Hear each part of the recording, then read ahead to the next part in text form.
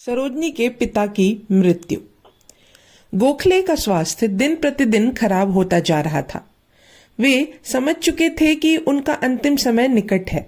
इस बात की सरोजनी को पूर्व सूचना देते हुए उन्होंने कहा था, चिकित्सकों का विचार है कि अधिकतर सार संभाल रखी जाए तो मैं अधिक से अधिक 3 वर्ष और जी सकता हूं। सरोजनी ने उमड़ते हुए आंसुओं को रोककर उत्तर दिया था, आप जैसी महान आत्माओं की मृत्यु नहीं होती। आशा, उत्साह, सत्यता, आदर्श के रूप में वे सदैव जीवित रहती है। अभी आपको बहुत कुछ करना है। गुलामी से जूझती भारत संस्कृति को समाज और आपकी आवश्यकता है। आप इतनी जल्दी अपने कर्तव्यों से मुख नहीं मोड़ सकते। इंग्लैंड के ठंडे वातावरण ने सरोजनी को पुनः स्वस्थ कर दिया। यहाँ रहते हुए उन्हें कई महीने बीत चुके थे, अतः वे स्वदेश लौटने की तैयारी करने लगी। 10 अक्टूबर 1914 को भारत रवाना होते समय गोखले उन्हें विदा करने आए।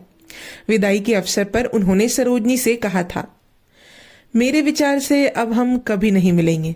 फिर भी यदि तुम जीवित रहो तो यह सदा स्मरण रखना कि तुम्हारा जीवन देश के सेवा के लिए समर्पित है। जहां तक मेरा प्रश्न है, मेरा काम पूरा हो गया।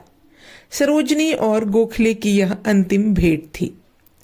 सरोजनी नायडू के जीवन को जिन लोगों ने सर्वाधिक प्रभावित किया, उनमें उनके पिता अघोरनाथ भी शामिल थे। पुरुष प्रधान समाज का हिस्सा होते हुए भी उन्होंने पिता के कर्तव्यों का पूरा ईमानदारी एवं दृढ़ता से निर्वाह किया। समाज की रूढ़िवादिता और प्रचलित परंपराओं के विरुद्ध जाकर उन्होंने सरोजनी को उच्च शिक्षा दिलवाई। जातिगत संकीर्ण सोच से ऊपर उठते हुए अंतरजातीय विवाह को समर्थन किया। उनके मानवतावादी और उदारवादी दृष्टिकोण की झलक सरोजनी के काव्य में सहज ही देखी जा सकती है। एक बार सरोजनी नायडू ने अपने पिता के संदर्भ में साइमंस को लिखा था, मेरे पुरखे महान स्वप्नदृष्ट, महान विद्वान और महान तपस्वी थे। मेरे पिता स्वयं स्वप्नदृष्टा हैं। ऐसे महान स्वप्नदृष्टा और महापुरुष जिनका जीवन शानदार और सफल रहा है, मेरा विचार है कि समूचे भारत में ऐसे विद्वान बहुत अधिक नहीं मिलेंगे जिनका ज्ञान मेरे पिता की अपेक्षा अधिक हो। जिन्हें जितना स्नेह मिला उतना कम लोगों को ही नसीब हुआ होगा। उनकी श्वेत दाढ़ी लंबी और घनी है तथा उनका चेहरा होमर जैसा है। वे हंसते हैं तो आसमान सिर पर उठा लेते हैं। अपनी समूची संपत्ति उन्होंने दूसरों की सहायता करने और किमाईगिरी इन 2 महान उद्देश्यों पर लुटा डाली।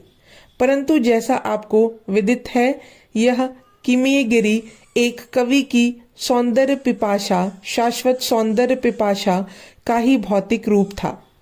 स्वर्ण के निर्माता काव्य सम्राट होते हैं। ये 2 सूजनहार रहस्यों के प्रति विश्व की गुप्त आकांक्षा को आलोकित करते हैं।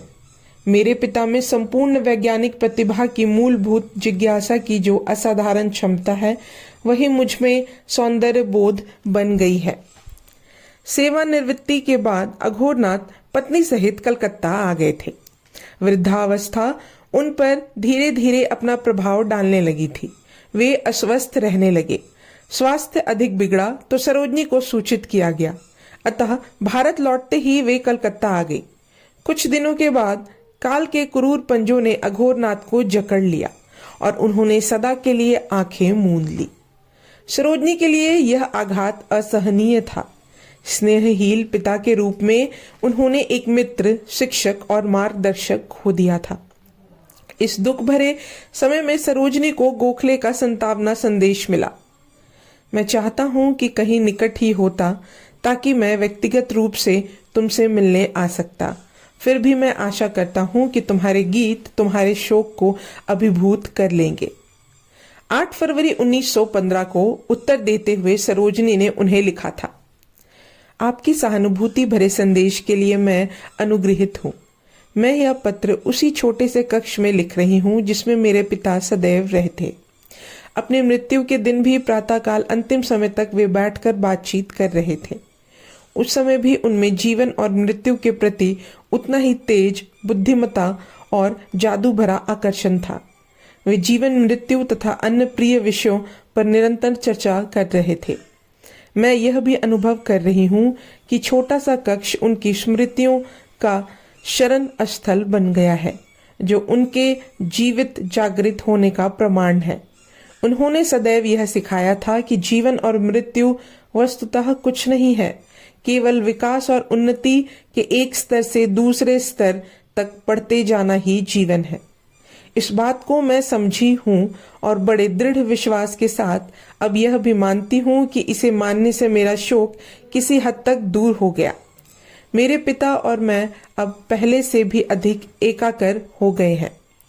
मुस्लिम नगर हैदराबाद में मेरे पिता की मृत्यु पर जिस प्रकार शोक मनाया जा रहा है, वह उन भारतीय राजनीतिज्ञों के लिए पाठ है जो हिंदू मुस्लिम एकता का अर्थ नहीं समझा सकते।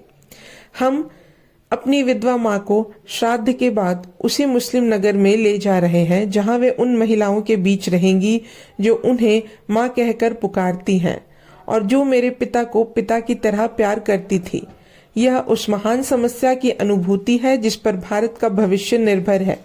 मेरे ब्राह्मण माता पिता ने उसे सुलझा लिया था। यह मेरे लिए सर्वोच्च गौरव और संतोष की बात है। मैं ईश्वर की आभारी हूँ। जहाँ तक मेरा प्रश्न है, मैं यह सोचे बिना ही कह कि वह कोई महान कार्य सिद्ध करने में लगे थे, उनके कार्य को जारी रखूंगी। यह भाग यहीं समाप्त होता है। तब तक के लिए धन्यवाद।